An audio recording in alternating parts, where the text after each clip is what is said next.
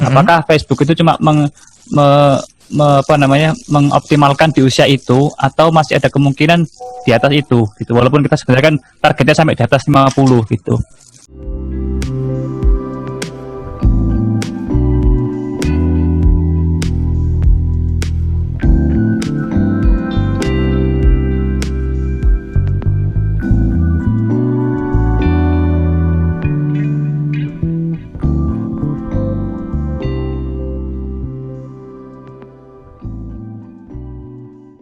Saya jawab satu-satu. Yang pertama dulu tentang populasi Facebook, tentang umurnya 20-30 dan apakah memungkinkan untuk lebih dari itu karena kan dominannya sudah di 20-30. Betul. Jadi untuk di Facebook saya lupa populasinya berapa per umurnya, nggak ngapalin soalnya. Tapi memang lebih dominan yang usia 24 sampai 34 di Facebook di kondisi sekarang.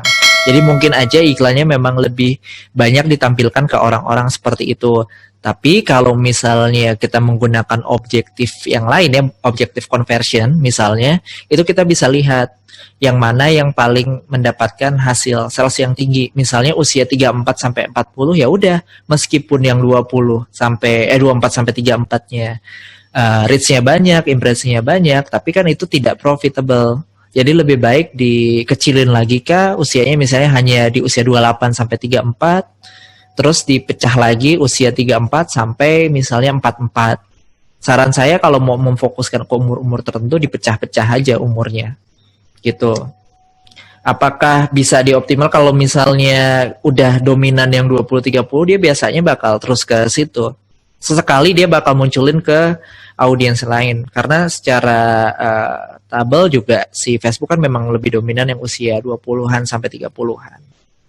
Itu yang pertama.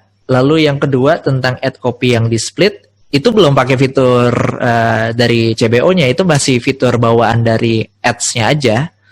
Jadi kalau CBO itu campaign budget optimization, jadi split testingnya berdasarkan ad set. Kalau tadi saya baru nyontohin satu ad set aja dengan banyak iklan.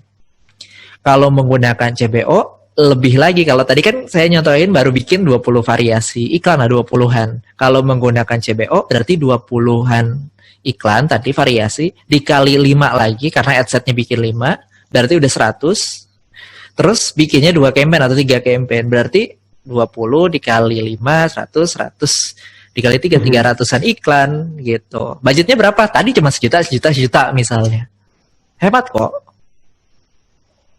Gitu. Jadi sejuta sebulan ya, atau enggak kita settingnya 100.000 per hari per adset, berarti 500.000, 1 juta setengah per hari. Gitu. Itu bisa digunain. Dan ketika kita menggunakan CBO lagi, si Facebook bakalan mengoptimasikan adset yang paling bagus secara hasilnya. Tapi kalau untuk lokal bisnis, karena kita nggak tracking by pixel, jadi fokusnya ke awareness aja. Jadi udah fokusnya ke orang lihat iklan kita beberapa kali. Jadi selain bikin yang tadi yang link klik, bikin lagi video biar orang ngelihat lagi brand kita. Pokoknya 2 kali lah, seenggaknya seminggu lihat iklan kita. Tuh, oke, mudah-mudahan menjawab. Ada lagi? Oke. Mas Iqbal, saya saat ini jual produk home living yang repeat ordernya tidak secepat produk makanan. Nah, strategi apa yang optimal lah untuk iklan lokal? Produk home living kan banyak. Sebenarnya ada kok yang repeat ordernya cepet juga, tapi poin pentingnya ini di list building ya, Mas. Jadi kalau kita udah punya database-nya, produk apa, misalnya orang ini udah beli produk apa, kita kasih komplement produk yang lainnya. Misalnya beli apa, home living-nya apa ya, ada contoh nggak produknya apa? Mungkin Mas Viko ada ide? Hah? Kursi gitu atau? Kursi iyalah, kursi, meja, buffet TV. Ya, paling gitu ya. Iya kan itu orang yang udah beli kursi atau meja mungkin bisa di upsell lagi untuk produk ini apa, karpet gitu. Jadi nggak bisa repeat order tapi bisa di cross selling dengan produk lain. Betul. Spray katanya. Spray. Ya, boleh bantalnya. Bantal. Kasurnya banyak. Tapi jadi, kalau adanya itu aja gimana, Bal? Ya cari produsen lain lah, supplier lain. Jangan ribet-ribet lah. Gitu, kalau mau dipaksain repeat order, masa ayo beli lagi untuk ganti lagi, agak repot. Mendingan cari produk alternatif ya kan, tujuannya bisnis kan, bukan buat produk. Ya Suka paling sama produknya. ya paling Mas Imam ya, Mas Imam paling Imam Mukarram. ditambahin Alternatif bisnisnya produk lain.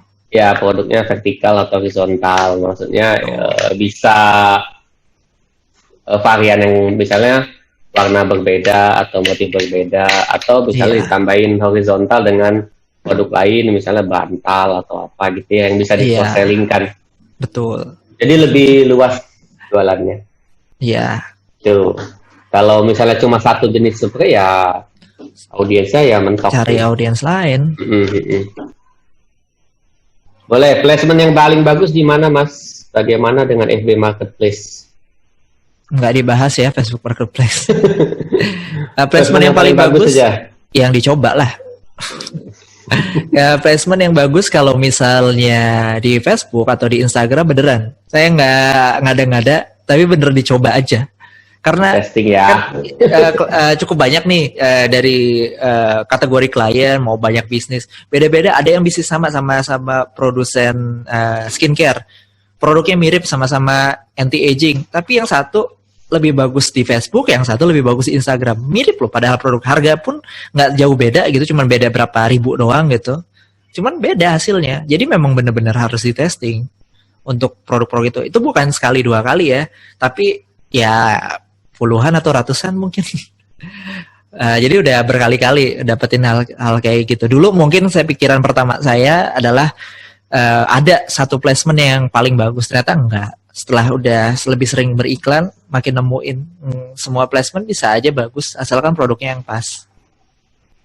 Oke. Gitu. Lagi? Saya jualan fashion online dan nggak ada Ya. toko.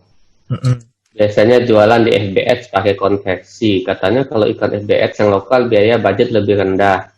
Dan kalau transaksinya COD, uangnya cepat balik. Menurut Mas Iqbal, kalau saya iklan di FB Ads untuk lokal, baiknya dikonversi brand awareness atau video view. Jualan fashion online dan nggak ada toko, biasanya jualan di Facebook Ads pakai konversi. Katanya kalau iklan FB Ads lokal biaya budget lebih rendah. Belum tentu lah. Tergantung lokalnya di mana, targetingnya gimana, produknya apa. Dan kalau transaksinya COD, uangnya cepet balik. Belum tentu juga kalau misalnya RTS, return to seller, orangnya pesen COD tapi nggak dibalikin duit, nggak bayar, enggak. Ya menurut Mas Iqbal, kalau saya iklan di FPS untuk lokal, baiknya dikonversi atau brand awareness atau video view. Kalau untuk produknya fashion online yang nggak punya toko, ya sudah, jualnya ke seluruh Indonesia, nggak usah fokus ke lokal lagi. Karena kan seluruh Indonesia ada kemungkinan untuk beli. Dan fokus ke bagian konversi. Beda kalau kita punya toko yang memang diusahakan supaya orang datang ke toko atau orang sekitar situ. Gitu. Kalau fashion sih menurut saya jangan membatasi di lokal ya. Iya. Jadi nggak punya toko lah, langsung aja se-Indonesia. Se-Indonesia lah. Ya gitu, Mas. Mbak Yulia Mbak ya. Yulia, Mbak ya. Ya, jangan dibatasin di lokal. Iya. Yang ini kan kita bahasannya lokal karena banyak teman-teman TDA, terutama ya pada saat pandemi gini, omsetnya tuh turun karena ya orang nggak boleh kumpul, nggak boleh ya PSBB dan sebagainya. Jadi kita bikin materi ini. Sebenarnya latar belakang kita bikin topik itu karena ya pengen ngebantu teman-teman TDA terutama yang punya banyak bisnis lokal ya biar bisa cepat recover lah atau setidaknya omsetnya membaik gitu. Jadi kalau memang sudah nggak ada toko ya langsung aja hajar terus aja Indonesia. Betul. Atasnya Bal ya mau tanya cara menghindari akun di ban. Cara menghindari akun di ban. Jangan jualan produk yang dilarang sama Facebook. Udah. Jangan objektif apa. Ya habis belum banyak yang ngerti tentang yang Facebook Ads Policy itu kan penting. Sama aja kalau kita naik mobil tapi nggak tahu tata aturan rambu lalu lintas, ya nabrak-nabrak juga. Terus yang disalahin orang lain gitu, padahal kita yang salah. Nah, sama ketika kita iklan di Facebook juga, ketika sebelum iklan kita harus tahu produk mana yang memang boleh diiklankan ke Facebook. Padahal sebelum iklan pun ada loh di bagian atasnya tuh kita dikasih tahu, suruh baca dulu tentang peraturan-peraturan, tapi ya namanya orang jadi langsung dicoba aja gitu. Gitu. Terus apa ya, kalau menghindari akun di banned, bukan di banned sih prioritas pertama sekarang. Kalau di banned itu aja. Jadi jangan menjual produk yang dilarang sama Facebook, jangan menggunakan kalimat-kalimat yang terlalu berlebihan atau misleading atau yang lebay banget gitu. Apalagi sempat isu yang kemarin yang klepon atau apalah itu kan ya baru belajar marketing atau kayak gimana, nggak sesuai gitu kalimat-kalimatnya. Atau yang kalimat yang ampuh, terbukti menghasilkan atau terbukti bisa apa. Jadi jangan yang terlalu lebay untuk di Facebook, ads apalagi, itu pasti bakalan di banned atau ditolak iklannya sama Facebook. Prioritas pertama sekarang akun-akun yang kena hack, karena lagi banyak akun yang kena hack kan, nggak di Twitter, nggak di YouTube, di Facebook sama Instagram pun lagi diperketat. Jadi ya dipasang tuh untuk tuh factor authentication-nya supaya lebih aman. Ini hampir tiap minggu ada aja yang chat ke saya, bilang akunnya dihack, mau di Facebook sama Instagram. Dalam minggu ini udah ada 4 orang dan akunnya gede-gede, ada yang 100.000, ada yang berapa puluh ribu. Jadi lebih baik diamanin deh, gitu. Oke, cara ngukur iklan yang bagus, patokannya apa Mas?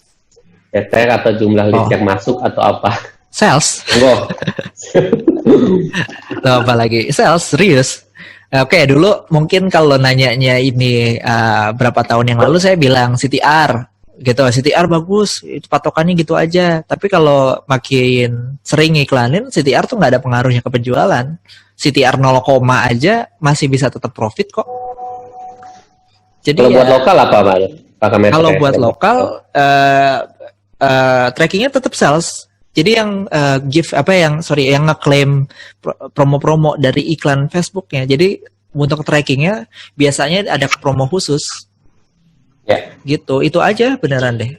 Kalau untuk CTR atau CPM, untuk yang lokal ya, bener-bener lokal, itu nggak pernah merhatiin. Cukup itu aja iklannya. Bener-bener spesifik, targeting lokasi dengan offer yang pas, tapi iklannya jalankan selama kurang lebih 3 minggu dan baru kelihatan nanti setelahnya. Nanti dites tuh menu mana yang paling oke. Jadi kita tes beberapa gambar kayak tadi, nanti kan kelihatan penjualannya ada yang meningkat nggak di salah satu menu tertentu. Gitu. Soalnya pernah ada yang jadi A, B, C, D, E lah, makanya ada ayam, ada bebek, ada sop, ada apa sih, sayur apa, dijalanin kata si orang ini, si klien ini, produk utamanya adalah ayam dengan sambelnya. Tapi setelah hasil iklannya dijalankan, penjualan si sop X ini meningkat drastis gitu loh. Jadi wah, ini dari iklan Facebook karena promonya agak beda gitu.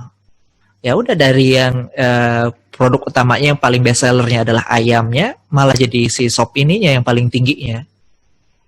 Gitu. Jadi beneran di testing. Kadang asumsi kita terhadap produk yang best seller bisa beda dengan si customernya. Jadi udah coba aja dulu semuanya. Nanti kelihatan yang dominan yang mana dan yang bisa repeat order yang mana. Karena kalau misalnya kita menggunakan promo tertentu yang menimbulkan banyak interaksi ataupun kontes, baru kita menggunakan PPE. Karena fokusnya page post engagement ini adalah nilai interaksi.